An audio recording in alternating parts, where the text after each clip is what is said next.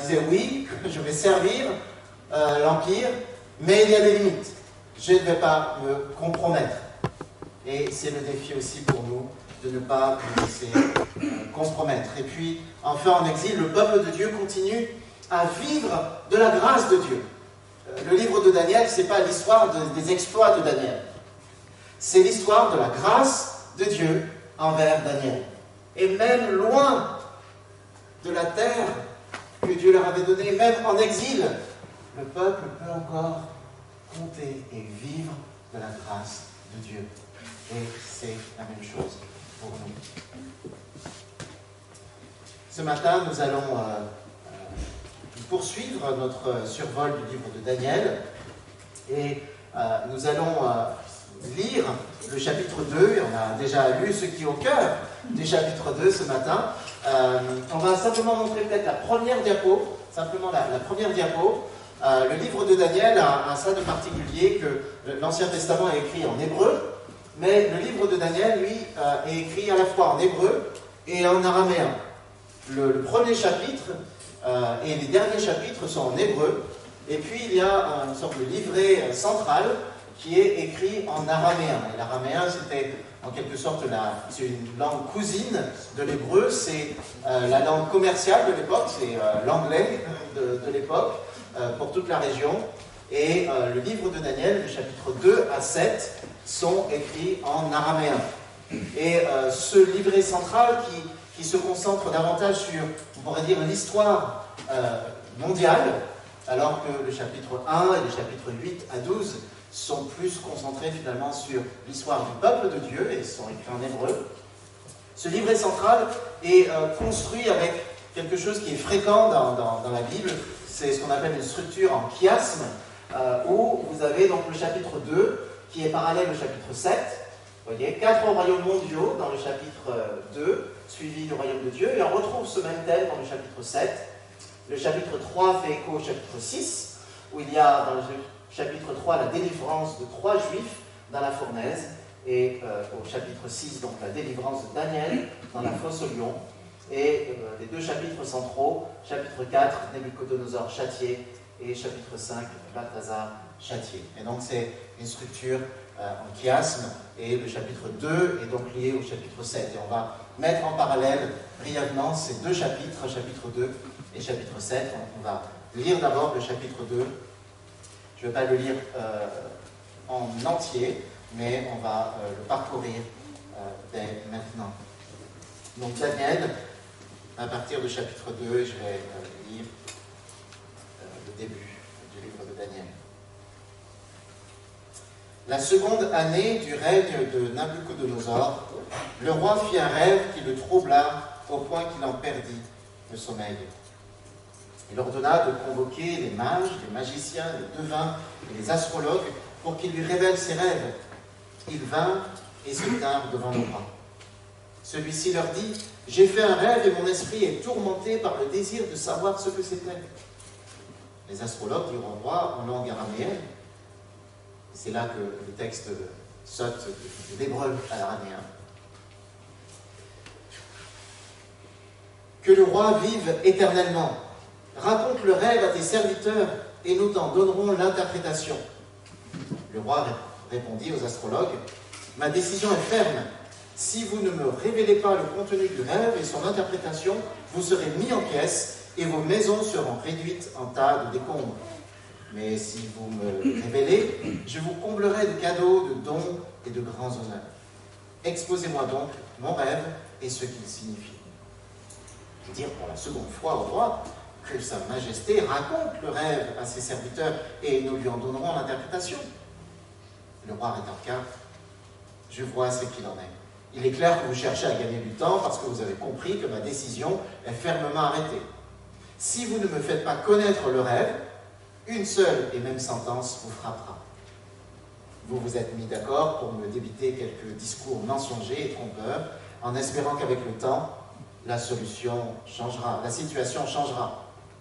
C'est pourquoi, dites-moi ce que j'ai rêvé, et je saurai que vous êtes capable de m'en donner l'interprétation. Les astrologues reprirent la parole devant le roi et dirent « Il n'est personne au monde qui puisse faire connaître à Sa Majesté ce qu'elle demande. Aussi, jamais roi, si grand et si puissant qu'il ait été, n'a exigé pareille chose d'aucun mage, magicien ou astrologue. Ce que le roi demande est trop difficile, et il n'y a personne qui soit capable de révéler cette chose au roi, excepté les dieux, mais eux, ils n'habitent pas parmi les mortels. Là-dessus, le roi s'irrita et entra dans une colère violente. Il ordonna de mettre à mort tous les sages de Babylone. Lorsque le décret de tuer les sages fut publié, on rechercha aussi Daniel et ses compagnons pour les mettre à mort. Alors, Daniel s'adressa avec sagesse et tact à Arioc, le chef des bourreaux du roi, qui s'apprêtait à tuer les sages de Babylone. Il demanda à Arioc, l'officier du roi, « Pourquoi le roi a-t-il promulgué une si terrible menace ?» Alors Arioc lui exposa l'affaire. Daniel se rendit auprès du roi et le pria de lui accorder un délai, en lui disant qu'il lui ferait alors connaître l'interprétation demandée. Puis il rentra chez lui et informa ses compagnons Anania, Michaël et Azaria de ce qui s'était passé, en leur demandant de supplier le Dieu des cieux que, dans sa grâce, il leur révèle ce secret afin qu'on ne le fasse pas périr, ses compagnons et lui, avec le reste des sages de Babylone. Au cours de la nuit, dans une vision, le secret fut révélé à Daniel. Alors, celui-ci loua le Dieu des cieux. Il dit, « Loué soit Dieu, dès maintenant et à toujours, car à lui appartiennent la sagesse et la force. Il fait changer les temps et modifie les circonstances. Il renverse les rois et élève les rois. Il donne la sagesse aux sages, et à ceux qui savent comprendre, il accorde la connaissance. Il dévoile des choses profondes et secrètes. Il sait ce qu'il y a dans les ténèbres, et la lumière brille auprès de lui. C'est toi, Dieu de mes pères, que je célèbre et que je loue. Tu m'as rempli de sagesse et de force, et tu m'as fait connaître ce que nous t'avons demandé. Tu nous as révélé ce que le roi demande. »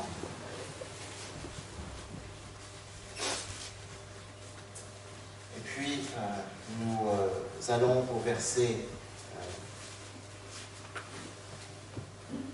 dans les versets 30, où Daniel va revenir auprès du roi pour lui exposer le rêve et aussi l'explication.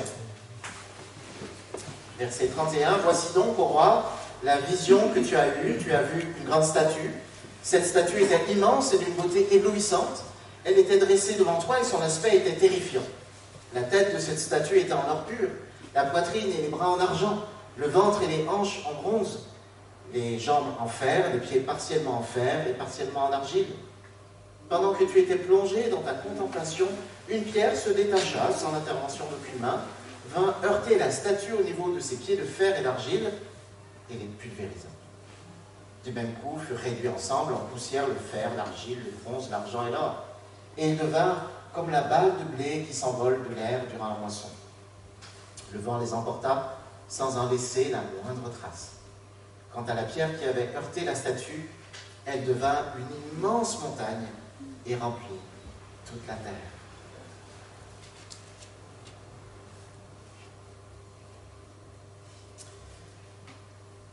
La prière de Daniel résume en quelque sorte les deux ressorts de cette histoire.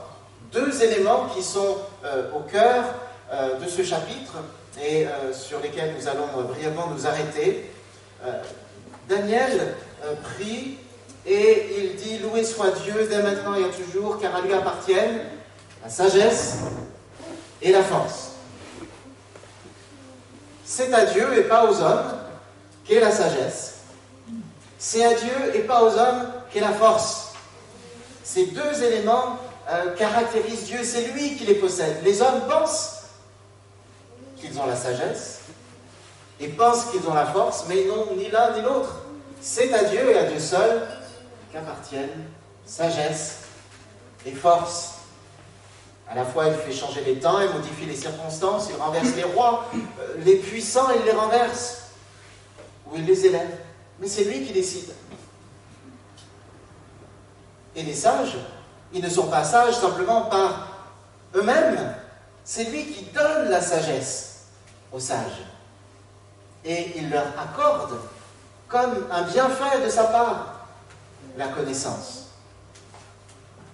Et il dira à ces trois, au verset 23, c'est toi, Dieu de mes pères, que je célèbre et que je loue. Tu m'as rempli de sagesse et de force. Sagesse et force. D'abord, la sagesse. Il y a donc ce rêve que le Nabuchodonosor fait, et un rêve qui le plonge dans le plus grand des effrois, des tourments, et il aimerait comprendre ce rêve. Et lui n'arrive pas, il rêve, mais il ne comprend pas ce qu'il a rêvé.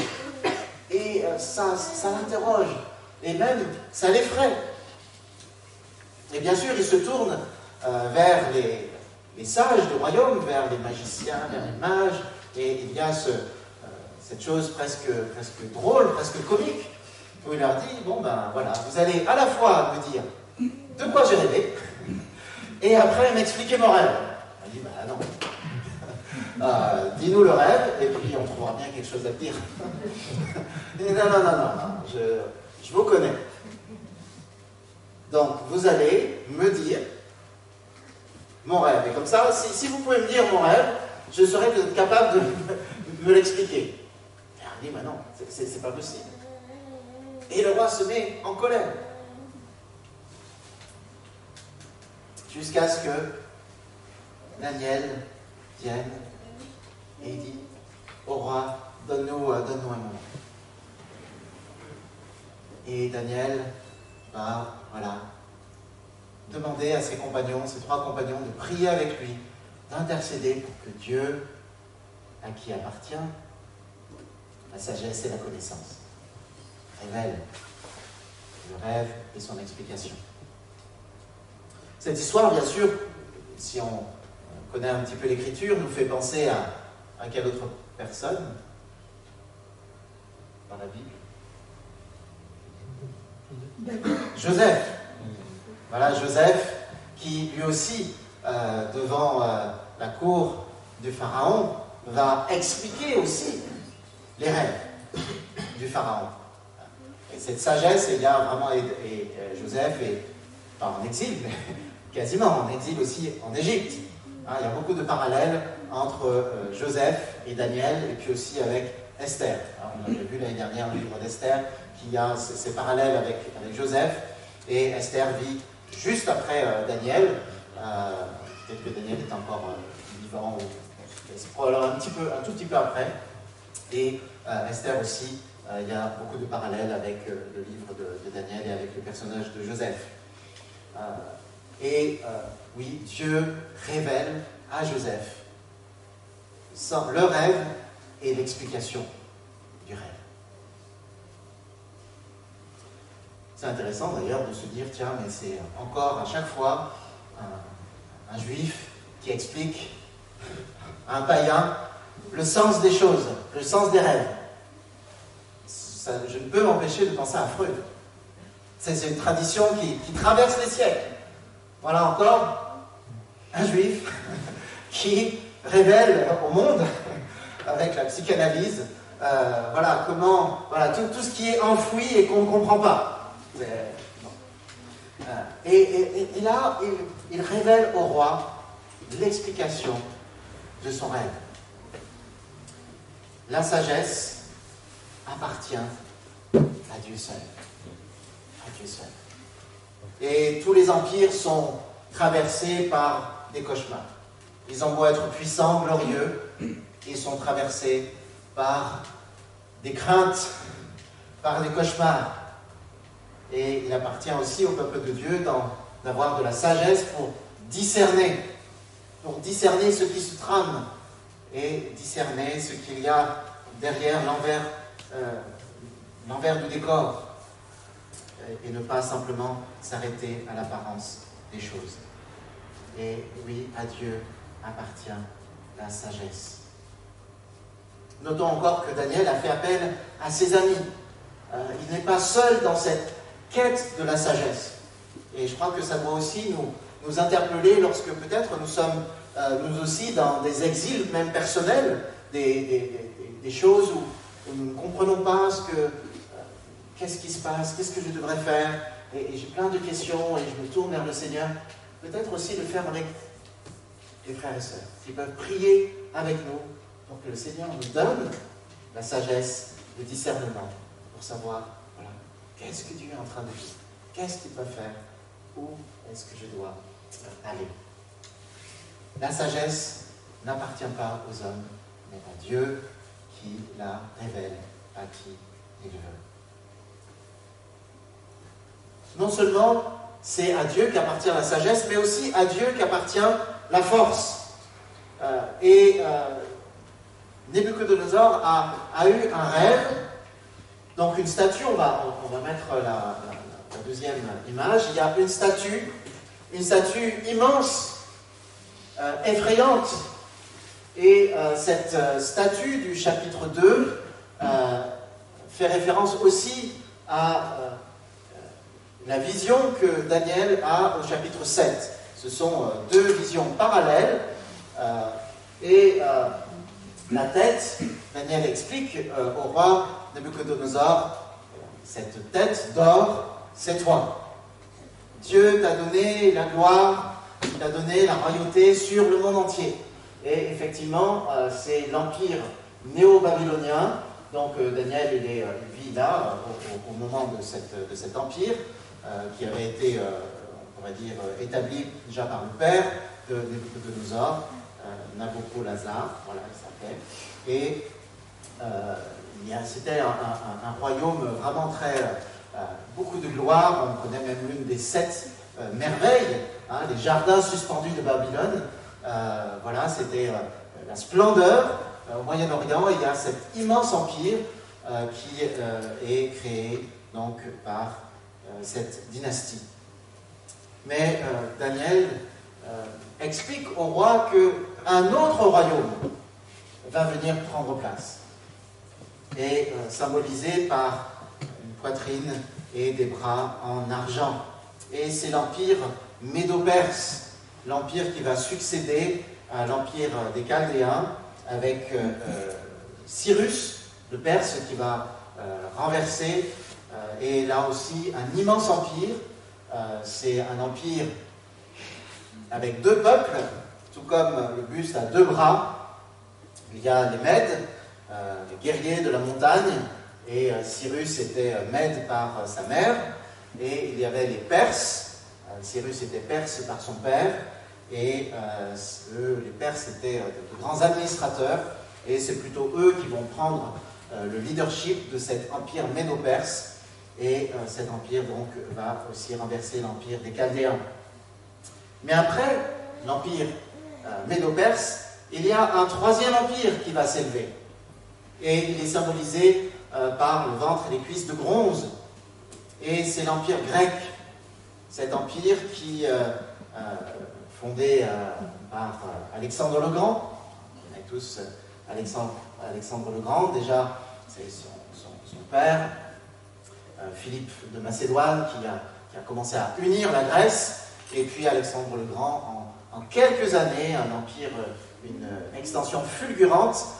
Il va, de l'Égypte jusqu'à l'Inde, il va construire cet immense empire, et malheureusement sa vie sera brève, il va mourir de maladie à 33 ans, et l'empire derrière lui va être fracturé en 4.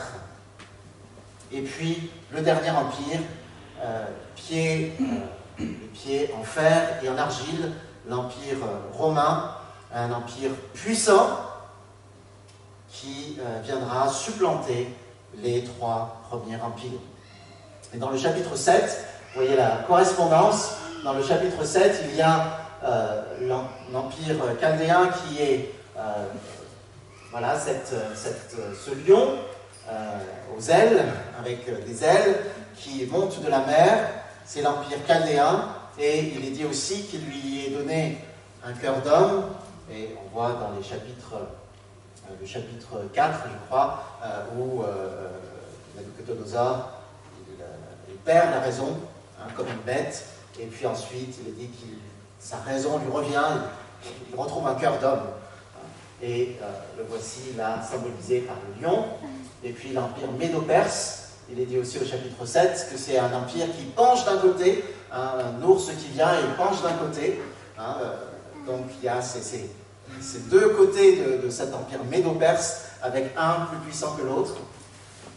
Et puis l'empire grec, par le léopard avec 4 ailes, certainement pour aussi montrer cette fulgurance. Hein, le léopard qui est rapide, et en plus il a 4 ailes, donc il va très vite. Et effectivement, Alexandre le Grand va conquérir très très vite cet empire, ce vaste étendue. Et puis, après, une 4e bête, elle n'est même plus, selon le règne animal, elle est terrible avec des dents de fer, elle déchire tout. Il y a donc cette succession de royaumes, d'empires que Dieu révèle dans les rêves de Nabuchodonosor et puis ensuite dans la vision de Daniel au chapitre 7. On peut noter qu'il y a à la fois une augmentation de solidité, la tête en or, puis c'est en argent, puis après on vient avec du bronze, c'était plutôt avec ça qu'on faisait des armes, et surtout après avec le fer, on peut avoir des armes en fer, bien sûr, il y a un accroissement de puissance, les empires sont de plus en plus puissants, mais en même temps, c'est une diminution de qualité. On part de l'or précieux, puis de l'argent, puis du bronze, puis du fer et de l'argile. Oui, les empires peuvent être de plus en plus puissants, mais en réalité, c'est la déchéance qui s'avance. Ils sont de plus en plus impurs et impuissants. Les empires qui se succèdent sont puissants, mais la déchéance s'installe. Et on pourrait dire que la belle statue avec une tête d'or, en réalité, ça n'est qu'une bête effrayante. Oui, dans une certaine vision, une statue magnifique. Mais plus tard, Daniel nous dit, tous ces empires, ce ne sont que des bêtes. Ce ne sont que des bêtes.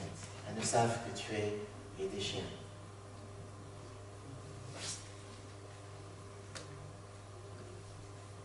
Et la dernière bête, il nous est même dit qu'il y a une corne, cette bête a 10 cornes, et une des cornes qui devient plus puissante, tout d'abord toute petite, et puis elle devient plus puissante, et elle est pleine d'arrogance et de blasphème. Au cœur même de ces empires qui s'élèvent, il y a cette arrogance de penser que nous sommes aussi puissants que Dieu. Nous sommes tout puissants. Mais cette corne sera détruite. Alors oui, c'est une statue impressionnante, effrayante, mais qu'est-ce qui se passe? Une petite pierre se détache, vient heurter le pied, et tout ça s'écroule. Les empires, aussi puissants soient-ils, ont en eux-mêmes une fragilité lorsque, sans le secours d'aucune main qui peut faire penser, voilà, c'est Dieu en fait qui agit. Eh bien, ces empires s'écroulent lorsque Dieu décide qu'ils doivent s'écrouler. Et cette petite pierre devient une immense montagne. Souvent la montagne, c'est aussi un symbole du peuple de Dieu, la montagne de Jérusalem, c'est un thème récurrent aussi dans la parole. Et dans le chapitre 7, on va lire ces quelques versets du chapitre 7, après cette vision des 4 bêtes, au verset 9, Daniel 7, verset 9, « Je regardais encore pendant qu'on installait des trônes, un vieillard âgé de très nombreux jours prit place sur l'un d'eux. Son vêtement était blanc comme de la neige, et ses cheveux étaient comme la laine nettoyée. Son trône, embrasé de flammes de feu, avait des roues de feu ardent. Un fleuve de feu jaillissait et coulait devant lui. Des millions d'êtres le servaient, et des centaines de millions se tenaient debout devant lui. La cour de justice prit place, et l'on ouvrit des livres. Je regardais alors, je regardais toujours. Alors à cause des propos arrogants proférés par la corne, je vis qu'on tuait la bête et que son corps fut détruit, jeté dans un brasier de feu. Quant au reste des bêtes, on leur enleva leur pouvoir, mais on leur accorda une prolongation de vie jusqu'à un temps et un moment fixé.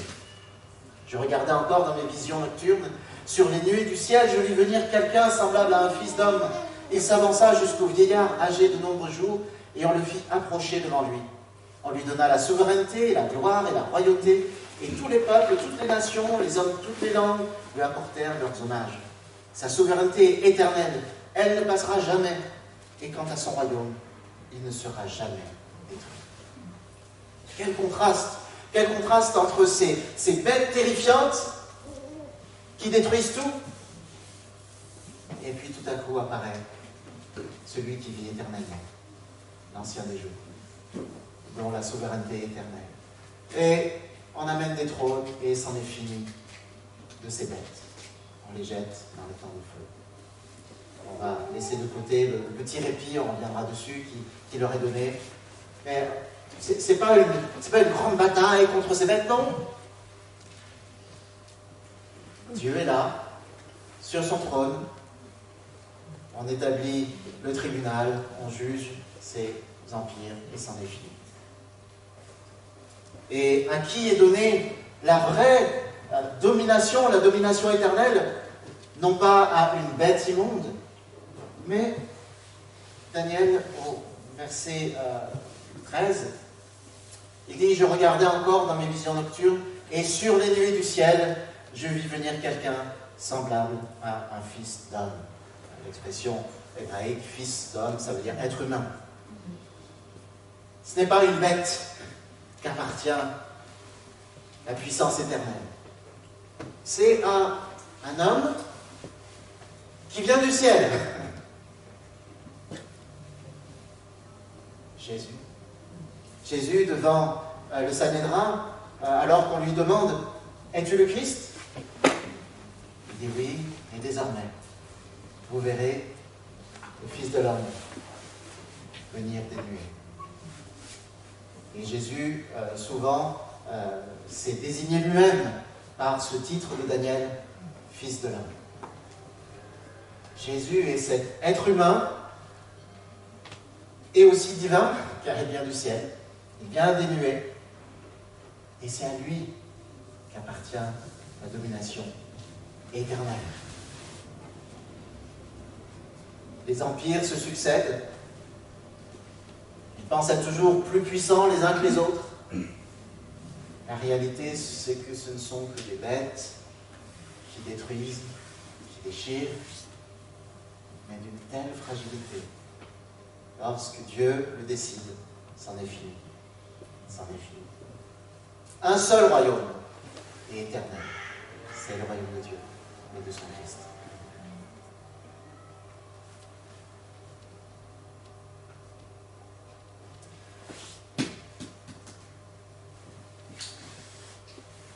Comment le peuple de Dieu peut-il vivre en exil? Le peuple de Dieu peut vivre en exil en s'attachant à la sagesse qui vient de Dieu. C'est Dieu qui nous permet d'avoir le discernement, et en particulier un discernement qui nous fait voir quelle est la force des prétendus empires. De ne pas être aveuglé, de ne pas être impressionné, de ne pas nous laisser complètement être apeurés. Les empires viennent et partent. Ils ne sont pas éternels. Et même lorsque le peuple de Dieu est persécuté, et on prie régulièrement pour nos frères et sœurs qui, dans certains pays, sont persécutés. Les empires qui les persécutent ne sont pas des empires éternels. Ils passeront. Ils passeront parce que c'est Dieu qui a le dernier mot. Et nous devons être encouragés par cela. Ne pas nous laisser impressionner, de ne pas nous laisser tromper par la puissance hideuse des empires successifs. Ne pas être plein d'espérance parce que le royaume inébranlable de Dieu vient. Le Christ est rentré dans son règne et son règne va se manifester. Son règne éternel va se manifester. Il n'est pas un souverain plein de violence comme chacune de ces bêtes qui se succèdent. C'est un homme qui vient. Ce Dieu fait homme, à qui revient la souveraineté et la sagesse. Et peut-être que nous vivons aussi, à titre individuel, certains exils. Peut-être que nous nous sentons comme assiégés, peut-être par des circonstances dans notre vie, peut-être par la maladie, peut-être par une situation de famille difficile, une situation dans notre travail. Ayons confiance en celui à qui appartient l'autorité et la force. Mettons notre confiance en lui. C'est lui notre espérance. C'est lui qui a le dernier mot. Une petite pierre que sa main décroche. Et voilà les statues les plus terrifiantes brisées à terre.